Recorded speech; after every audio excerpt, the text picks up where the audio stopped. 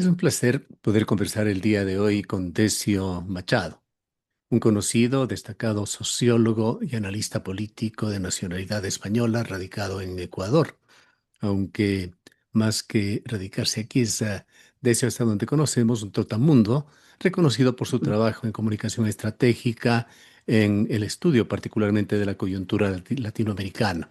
Y es lo que quisiéramos tratar el día de hoy, absorber un poco de su visión, de su conocimiento, cuando hay todo un fenómeno en el mundo que se llama Donald Trump, que ha adquirido incluso ya un nombre para su propia doctrina, que de manera, diríamos, muy polémica se le aplica de una y otra forma alrededor del mundo. Vamos a centrarnos particularmente en Latinoamérica, pues se anuncia un encuentro multilateral de Donald Trump con lo que podríamos llamar el eje de la derecha en Latinoamérica. Empecemos por este tema, Decio. ¿Cuáles serían las intenciones de Donald Trump con esto?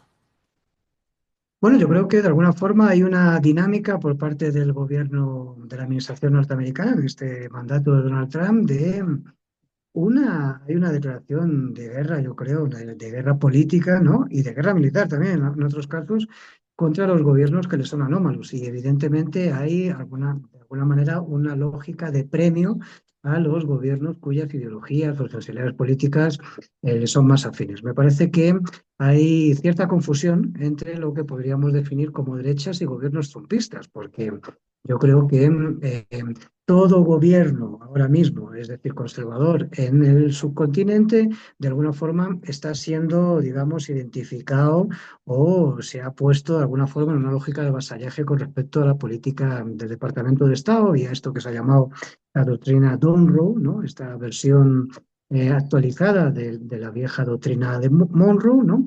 Y que de alguna forma, es decir, es esto lo que piensan, digamos, conjuntar o juntar en esta próxima convocatoria que ha hecho Trump, es decir, estos gobiernos, digamos, afines, entre ellos el gobierno del Ecuador, el gobierno bueno, en este sentido, me parece que hay una dinámica de intentar eh, de alguna forma ir cercando cada vez más, comprometiendo cada vez más, generando crisis en los gobiernos que no son de simpatía ideológica, es decir, con la administración Trump, y al mismo tiempo hacer, digamos, aliados en esa política internacional.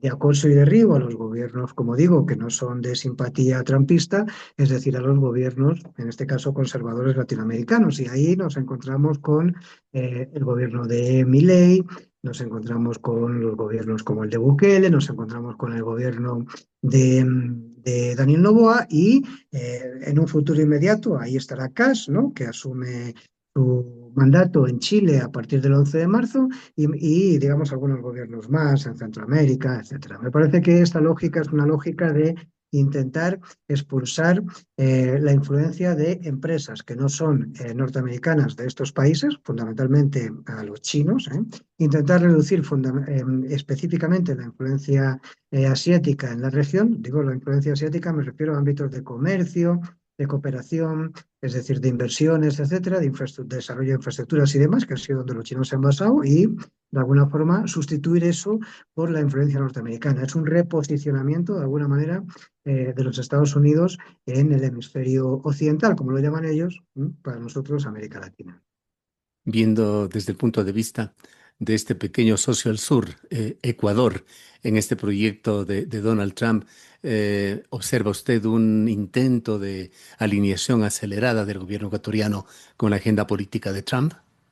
Yo creo que sí, es decir, y además creo que hay elementos que lo evidencian. Me parece que, por un lado, hay una dinámica que tiene que ver con el consentimiento por parte del espectro internacional. Los Estados Unidos manejan la OEA, ¿eh? Es decir, estamos asistiendo a algunos episodios que de alguna forma vulneran el sistema democrático liberal, es decir, en el Ecuador, ¿no? Temas que tienen que ver con francas digamos, injerencias en el ámbito de la justicia, ¿no? Es decir, o sea, que significa la ruptura de lo que ha sido, digamos, los pesos y contrapesos, los balances y pesos y contrapesos en América Latina o en los regímenes democráticos. Lo estamos viendo concretamente en la interferencia que está habiendo en el ámbito de la justicia con eh, ahora mismo con este juicio político que se está dando en la Asamblea Nacional con respecto a Mario Godoy, pero lo hemos visto como ahora, es decir, recientemente, el partido oficialista ha venido a indicar, o la bancada oficialista ha venido a indicar que va a censurar a Godoy, pero va a censurar a Godoy después de haber impedido que asuma la presidencia quien, digamos, eh, institucionalmente le correspondía, ¿no? Que era su suplente, es decir, y haber ya nombrado nuevas figuras, es decir, para sustituir a la señora Villasís, que es esta persona a la que se le ha pedido, etcétera, eh, eh, digamos, con nocturnidad y alevosía asumir esa presidencia del Consejo de la Judicatura. Me parece que, por otro lado, hay una fuerte penetración de los Estados Unidos o de injerencia de los Estados Unidos en la política nacional ecuatoriana. Creo que no es solamente un ámbito de la seguridad, que es lo que nos dicen, ¿eh? Hay muchas reuniones en los ministerios, en las instituciones públicas en este país que se hacen en inglés con presencia de miembros del FMI y del gobierno norteamericano incluso, ¿no? Es decir, ya hay muchas reuniones que se están dando en la casa del embajador norteamericano en Quito, ¿no? En la residencia del embajador norteamericano en Quito. Me parece que estas cosas, es decir, de alguna forma vulneran las dinámicas de soberanía propias, ¿no? De los países latinoamericanos, en este caso en el Ecuador. Y por último, me atrevería a decir que no es casualidad que hayamos que el gobierno ecuatoriano haya declarado una guerra arancelaria, porque eso es lo que hemos hecho, es decir, con un vecino, con un país vecino, hermano, que es Colombia, que además nos cuesta dinero, es decir, porque realmente esa guerra tiene una afectación negativa mayor en la economía ecuatoriana que en la economía colombiana, pero que sin embargo se hace, y entiendo que esto se hace con la finalidad, pues, Colombia tiene elecciones a finales de mayo, es decir, de generar una lógica de incidencia dentro de la política interna eh, colombiana. Quiero decirte que los sectores ultraderechistas, si lo voy a decir así, es decir, de la política colombiana, están utilizando entre diferentes argumentos o narrativas, es decir, la lógica de que el gobierno de Petro es colaboracionista de alguna forma con la delincuencia o con los grupos paramilitares porque no actúa, y este es el ejemplo de por qué no actúa, y ahí está lo que ha tenido que hacer Ecuador. Me parece que todo Ujú. esto forma parte de alguna forma de una estrategia que es más extensa, más global, y que de alguna forma la estamos viendo en muchos espacios, ¿eh? En este caso, lo que nos afecta a nosotros como país, pero lo estamos viendo evidentemente en lo que ha pasado en Venezuela, ¿eh? Más allá de la legitimidad o no del gobierno de Maduro, las formas en las que se han hecho las cosas, es decir, y lo estamos viendo ahora en Cuba con un bloqueo de suministro de petróleo bajo sanciones, es decir, a cualquier país que suministre petróleo, que es una clara violación del derecho internacional, porque además eso no está consensuado en ningún espacio de multilateral, ¿no? Ni en Naciones Unidas, ni en el Consejo de Seguridad, ni en ningún sitio. Es decir, es una política unilateral de los norteamericanos, es decir, a la que se alinean estos gobiernos, que me atrevería a definir en términos ecuatorianos, si se me permite, es decir, como gobiernos felipillos, de alguna forma, de la política del Departamento de Estado norteamericano. Sobre este conflicto con Colombia le voy a pedir una opinión un tanto más concreta, un poquito más adelante, pero no quisiera dejar de preguntarle si es que para Ecuador no se presenta una situación un tanto incómoda, esos nexos que se fueron cultivando desde hace aproximadamente 2 décadas con la China, que tuvieron un impacto bastante grande aquí en Ecuador con todos los ribetes de corrupción, pero hubo mucha obra relacionada con la China. Una de ellas, Coca-Cola Sinclair, se está intentando retornar por parte del gobierno ecuatoriano a manos chinas y en buena medida esa apuesta del gobierno de Daniel Noboa a la minería en gran escala está muy relacionada con empresas chinas. Sí, sin ninguna duda. Y de hecho, la última visita que tuvimos en el país de Marco Rubio, del secretario del secretario de Estado, ¿no? Del Departamento de Estado norteamericano, el responsable de la política exterior, para que nos entendamos, ¿no? De los Estados Unidos, de la administración Trump, es una visita que, a pesar de que el gobierno la vendió como una lógica digamos, que tenía que ver con la política de seguridad establecida en el país y la colaboración de los Estados Unidos en esa materia, realmente esa visita se debió a los acuerdos que previamente había tenido Noboa en su viaje a China, hagamos memoria, ¿no? Días antes de la visita de Rubio. Es decir, lo que estaba exigiendo Rubio de alguna forma es que no se podía entregar, o sea, no se debía entregar el Coca-Cola Sinclair a los chinos, que fue el acuerdo con el que se llegó, digamos, en Beijing, ¿no? Es decir, en la visita del presidente Noboa, y de alguna forma yo creo que hay una lógica de reversión de eso. Lo hemos visto también, lo estamos viendo también en el canal de Panamá, con dos puertos que estaban controlados, es decir, por empresas chinas, por COSCO concretamente, es decir, tanto en un lado, en el mar Atlántico, como o sea, en el mar Caribe, ¿no? En el Océano Atlántico y en el Pacífico. Es decir, que han sido revertidas, digamos, ahora, y que va a haber ahora una entrada de capital de BlackRock, que es el mayor fondo de inversión existente en el planeta, evidentemente gestionado por los Estados Unidos. Y lo estamos viendo con un nuevo conflicto que se está dando en el puerto de Chancay, ¿no? Que es un puerto de aguas profundas, digamos, eh, de fuerte importancia estratégica en Perú, es decir, donde Estados Unidos ya ha manifestado públicamente digamos, desencuentro con el gobierno peruano, porque esa concesión ha sido elaborada, digamos, ha sido construida, financiada y gestionada por China, y que entrará, digamos, en marcha al 100% en los próximos meses. Quiero decir con esto de que hay todo un replanteamiento de reposicionamiento de los Estados Unidos, y en el caso del Ecuador no es diferente. Se está hablando de varias cosas que no son públicas, pero se está hablando de reversión de tecnología, cámaras faciales, radares, cosas de esas características.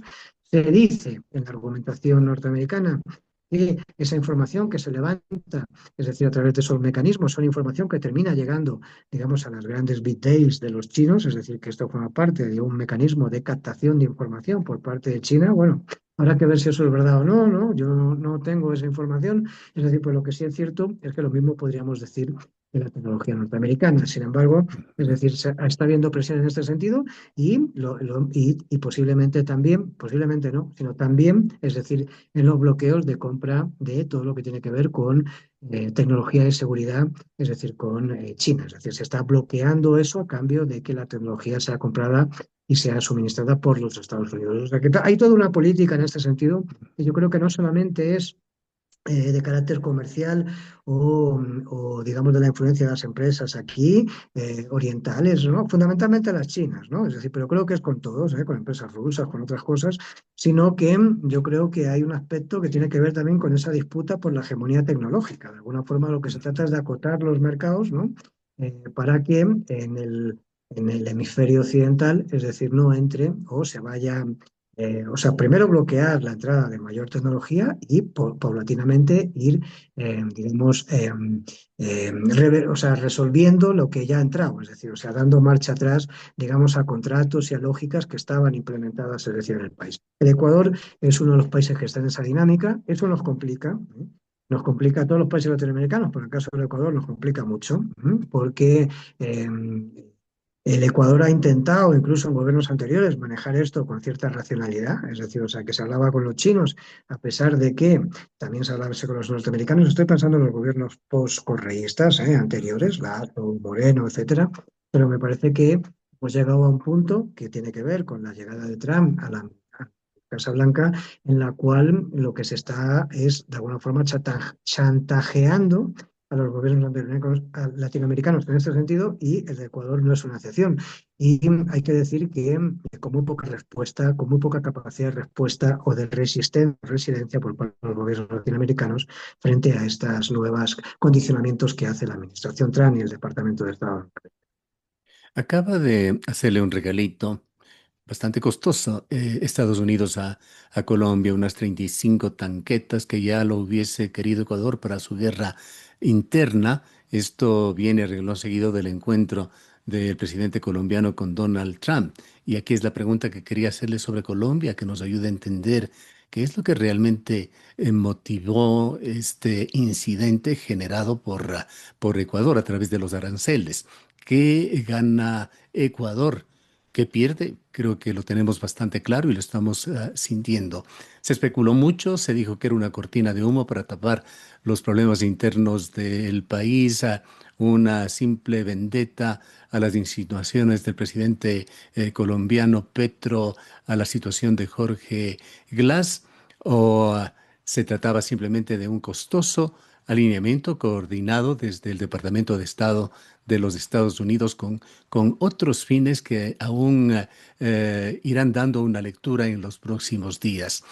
Iniciemos por eso. ¿Fue realmente el tema de la seguridad en la frontera la principal motivación de Daniel Noboa? Yo creo que no, porque no se justifica. Es decir, en todo caso, yo creo que hay un poco de todo. Hay parte que tiene que ver con estos efectos de generar distractores, es decir, sobre problemáticas nacionales, ¿no? Hay otra lógica que tiene que ver con intentar justificar la falta de eficiencia o la falta de resultados en materia de seguridad en el país, ¿eh? O sea, seguimos creciendo en números de violencia, es decir, los indicadores de violencia, homicidios, muertes violentas, etcétera, en el país. Hemos batido récord nuevamente el año pasado, al cierre del 31 de diciembre, y en lo que llevamos de año ya estamos otra vez disparados. Es decir, si uno mide, ¿no? Es decir, el plazo de las muertes violentas que llevamos, de los homicidios que llevamos hasta este momento con respecto a los que llevamos en esta misma pinza de tiempo en el 2025, que ya fue un año de récord, ¿no? Quiero decir con esto de que hay muy pocos logros en materia de seguridad. Hay un relato, hay una narrativa del gobierno que hace referencia permanentemente a los operativos, ¿no? Y a las detenciones de líderes, digamos, de bandas delincuenciales, gente a la que se le cataloga como muy peligrosa, etcétera. Es decir, pero la sensación ciudadana es de que hay una sofisticación de la violencia en el país y de que la inseguridad no aminora, sino que incluso crece. Por lo tanto, me parece que también esta lógica del relato con respecto a Colombia tiene que ver con intentar manejar argumentos que de alguna forma justifiquen la falta de eficiencia de la política en materia de seguridad por parte del gobierno del presidente Noboa. Y creo que por último, como le decía anteriormente, forma parte también de una estrategia, como le decía, de incidencia en la política nacional colombiana. Y digo esto porque es un momento álgido. En abril se van a elegir las candidaturas, o se van a definir cuáles son las candidaturas que van a disputar la presidencia de la República el 31 de mayo en Colombia. Y parece que por el lado de las derechas estaría como más claro, pero digamos en el marco de la continuidad de lo que es el gobierno actual de Colombia, en el marco del petrismo, ¿no? De alguna forma, es decir, ahí hay varios candidatos y habrá que ver al final quién es el que se posiciona ahí. Y hay una fuerte presión también porque el candidato sea lo menos izquierdista posible, lo voy a decir así de claro, ¿eh? Es decir, que ahí, digamos, este gobierno de Petro tiene alianzas también con sectores, digamos, de la derecha razonal o razonable, ¿no? Es decir, de la centro derecha, ¿no? De alguna forma. Y se está de alguna forma haciendo presión estratégicamente y Trump también, ¿eh?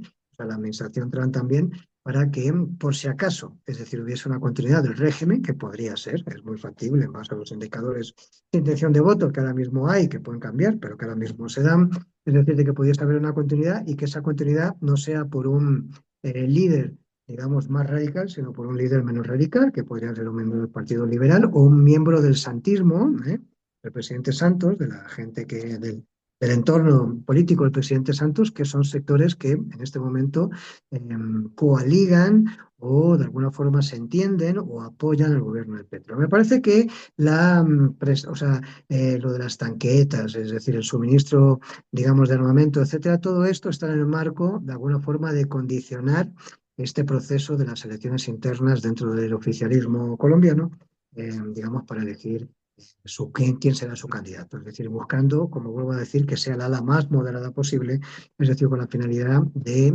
digamos, evitar la relación con otros gobiernos o con otras organizaciones políticas que los Estados Unidos considera, digamos, peligrosas o digamos, los considera como adversarios. Y debo decir, es decir, una de las relaciones privilegiadas que tiene el gobierno de Colombia es con el Grupo de Puebla y evidentemente, en este caso, mirando hacia el Ecuador, con el correísmo, ¿no? Es decir, y en este sentido yo creo que ahí hay una parte de toda esta política que estamos viendo ahí, tiene una relación con esa realidad. No sé en qué medida coincida usted, Decio. en el sentido de que Ecuador y los Estados Unidos tienen una particularidad común en su mundo político, esa especie de péndulo que se da allá entre demócratas republicanos y en Ecuador, últimamente entre correísmo, anticorreísmo, más que hablar de derecha e izquierda. De aquí surge la pregunta que quisiera hacerle, lo que está pasando actualmente con el gobierno ecuatoriano y su posicionamiento dentro de la doctrina Don Roy. ¿Estamos asistiendo nosotros a una transición sistémica o a una reconfiguración temporal del poder bajo la hegemonía estadounidense actual de Donald Trump? Yo creo que son, digamos, yo creo que la llegada de Trump en este segundo mandato a la Casa Blanca, que tuvo lugar, o sea, que arrancó en enero del 2025, en enero del año pasado, me parece que responde, o sea, que no es un hecho aislado, responde, digamos, a un momento histórico que estamos viviendo. Yo creo que los Estados Unidos es un gobierno que está, o sea, es un país que, digamos, en su lógica de hegemonía global está en decadencia, lo voy a decir así, no lo digo yo, ¿eh? O sea, lo están diciendo, o sea, esto forma parte de los análisis en todas las universidades de la propia inteligencia norteamericana, ¿eh? O sea, quiero decirte que hay, digamos, una pérdida en las posiciones, digamos, de hegemonía en materia tecnológica. Hay una pérdida de influencia a nivel internacional, ¿eh? Hay una pérdida, digamos, en la capacidad de incidencia económica y ha desaparecido en gran parte lo que hemos conocido como el soft power norteamericano, esa capacidad de influencia cultural en otros países. Me parece que esto es una realidad que está ahí. Esto está analizado incluso por los propios brokers, ¿no?, norteamericanos que trabajan los temas de divisas. Estamos viendo cómo hay un proceso de desdolarización que, aunque es lento, es paulatino y, digamos, es una ascendente, digamos, de alguna forma, y estamos viendo cómo se está generando, digamos, alianzas con economías emergentes que difieren o disienten, es decir, de la lógica que en este momento representa el gobierno norteamericano. Estoy pensando en los BRIC fundamentalmente, que no son necesariamente ideológicamente diferentes, es decir, que un gobierno como el de la India es un gobierno conservador, por decir algo, ¿no? Es decir, o sea, y sin embargo, es decir, no está alineado, ¿no? Intenta, digamos, manejar marcos de independencia, que es lo que no hace el Ecuador, por ejemplo, con respecto a la política norteamericana. Me parece que esto es una realidad diferente. Yo creo que estamos en un cambio, más que de época, estamos en un cambio epocal, ¿sí? Hay una crisis de la democracia a nivel global, ¿eh? Es decir, hay una crisis de la representatividad. La gente, la sociedad a nivel global cada vez tiene, digamos, se nota una brecha cada vez mayor con respecto al establishment político de sus respectivos países. Es decir, y estamos viendo cómo las instituciones internacionales que se construyeron, digamos, lo que fue el orden mundial que se construyó después de la Segunda Guerra Mundial, Naciones Unidas, FMI, las instituciones de Bretton Woods en general, el Banco Mundial, etcétera, hoy, digamos, han perdido peso. Lo de las Naciones Unidas es una cosa espectacular, o sea, ya no sirve para nada, ¿no? Entonces, y además el propio presidente de las Naciones Unidas dice, ¿no? No sirve para nada. O sea, ni siquiera se debate ya, ¿no? El multilateralismo está en caída, etcétera. Entonces, creo que esto tiene que ver, o sea, que Trump llegue a la presidencia de la República, o sea, a la presidencia de los Estados Unidos, es decir, de la forma que llegó, y que aplica este tipo de políticas, se marca dentro de esto, agudiza la tendencia de crisis de este orden mundial, es decir, y digamos, si estamos en esta fase de transición hacia otra cosa que habrá que ver qué es, ¿eh? Es decir, estamos discutiendo muchos en foros internacionales sobre dónde va esto, ¿eh? Pero, digamos, ahora mismo, digamos, estamos en esa fase. Los cambios, los procesos, digamos, de transiciones a nuevas hegemonías, ¿eh? O sea, lo que pasó, por ejemplo, del imperio neerlandés al imperio británico, o lo que pasó entre el imperio británico al imperio norteamericano, es decir, los cambios de hegemonía, ¿no? Porque es decir, el cambio del imperio británico al imperio norteamericano llevó dos guerras mundiales y 60 años entre, ¿no? O sea, de lógicas de decadencia económica británica con respecto a crecimiento económico norteamericano e influencia en otros países. Estos procesos son largos, duran décadas, pero me parece que es indiscutible que hay un país que se posiciona como un nuevo hegemón, ¿eh? Es discutible el tiempo y es China. Es decir, y eso va a transformar las dinámicas de gobierno, digamos, de gobernación, o sea, del orden global, sí, de cómo se gobierna el mundo, de la forma y cómo se relaciona. Y estamos Bien, viendo un país. enfoquémonos un poquito En Ecuador y en temas coyunturales, ¿se refirió usted algo a las elecciones colombianas? Acá, en Ecuador también se vienen elecciones muy importantes para el país, las elecciones de medio tiempo de alcaldes y prefectos. Estamos viendo ya las primeras escaramuzas con lo que está sucediendo. ¿Tiene alguna relación el caso Goleada con estas elecciones? No sin ninguna duda, tiene relación no solamente al caso Oleada, hay una filtración, hemos visto una filtración de lo que podría ser una posible resolución, es decir, de las investigaciones sobre financiamiento ilícito en la campaña del 2023, es decir, y hay una filtración en redes sociales de lo que podría ser una sentencia que incluso podría, digamos, revocar la posibilidad de que la RC, la lista 5, se presente, que es el principal partido opositor a este gobierno, se presentase en las próximas elecciones. ¿Cuál es, digamos, si eso se da, cuál es, digamos, el corrimiento natural de los candidatos del correísmo, digamos, por dónde se presentarían? Pues lo normal es que se presentasen por Reto, que es la organización que encabeza el alcalde de Guayaquil, y por lo tanto a mí no me parece, en la política no existen las casualidades, y yo creo que no es una casualidad, es decir, que hayamos asistido a esta detención tan espectacularizada, ¿no? Es decir, en las imágenes, etcétera, del alcalde de Guayaquil y cómo se está dando el proceso, ¿no? Es decir, estamos viendo cómo los abogados de la defensa de los 11 imputados en este momento están diciendo que no tienen acceso al conjunto de la información del expediente de investigación, que tienen dificultades para poder, digamos, manejar la defensa, etcétera. Hemos visto cómo un alcalde es llevado a una cárcel o sea, como la Tacunga, es decir, mientras hay otros, digamos, presos que están en otro tipo de cárceles, es decir, con delitos que son más graves que ese. O sea, quiero decir, me parece que hay una lógica que nadie discute, que es de persecución política y que tiene una intencionalidad. Una era, digamos, porque esto puede terminar también en la, digamos, imposibilidad o la ilegalidad de Reto. ¿No? Es decir, o sea, esto significaría que no habría ninguna organización de la izquierda referencial, digo, ¿no? Hay otras organizaciones de la izquierda que, digamos, son marginales en intenciones de voto, pero digamos que no habría ni siquiera una posibilidad en las próximas elecciones seccionales, en el 27, para que los candidatos que quieran correr a sus diferentes dignidades, es decir, pudiesen correr por organizaciones claramente, digamos, manifiestamente de izquierda del tipo que sea, ¿sí? Socialdemócratas, correístas, progresistas, como se quiera llamar. Me parece que se está trabajando en eso. Y eso es un atentado, digamos, contra el sistema democrático. Esto, digamos, es peligroso. Es tan peligroso como lo que estamos viendo en Estados Unidos, es decir, cuando el presidente Trump, es decir, decide intervenciones militares en otros países sin contar con el Parlamento, con el Parlamento norteamericano, con el Congreso. Es una violación del Estado de Derecho. En Ecuador estamos asistiendo a una tendencia autoritaria cada vez mayormente violatoria del Estado de Derecho. Cooptación de la justicia, el nombramiento de, digamos, presión sobre jueces, estos procesos, digamos, de criminalización sobre opositores políticos, la instrumentalización, digamos, de la Fiscalía como una herramienta, digamos, de persecución política sobre disidentes y opositores. Me parece que todo esto está Ese configurando detalle, un escenario. ese pequeño detalle de ese reglamento para rankear, para calificar, para tamizar al periodismo ecuatoriano por parte del Comando Conjunto de las Fuerzas Armadas, ¿se queda allí o es parte de lo que se va convirtiendo Yo en creo que es políticas del parte, actual gobierno?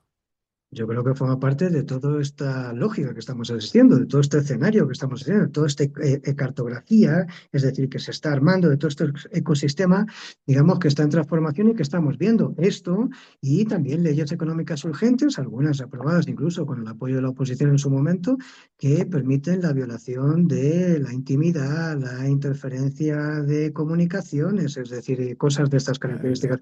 Me parece que todo esto conforma un modelo de seguridad, de sociedad disciplinaria y de control de carácter securitario, pero donde la ciudadanía, la sociedad en general, pierde derechos adquiridos, pierde libertades, pierde libertades individuales y colectivas y de alguna forma se cerciona o se condiciona el sistema democrático a algo, digamos, menos democrático. Pregunta final. ¿Hasta qué punto Ecuador está actuando como actor soberano? ¿Hasta qué punto como pieza funcional dentro de un bloque ideológico?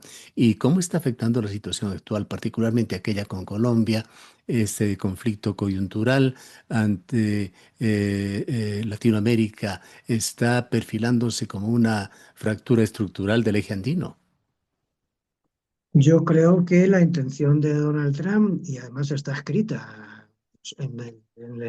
digamos, en la estrategia de seguridad nacional que salió publicada hace poco, es, digamos, el control absoluto de todo el subcontinente, o sea, de todo lo que ellos llaman el hemisferio occidental. Es decir, lo consideran suyo, esa es la doctrina Monroe, ¿no? Es decir, y hay que sacar de aquí, como les decía anteriormente, la influencia de otros países, sus empresas, etcétera, del continente para posicionar la de Estados Unidos única y exclusivamente.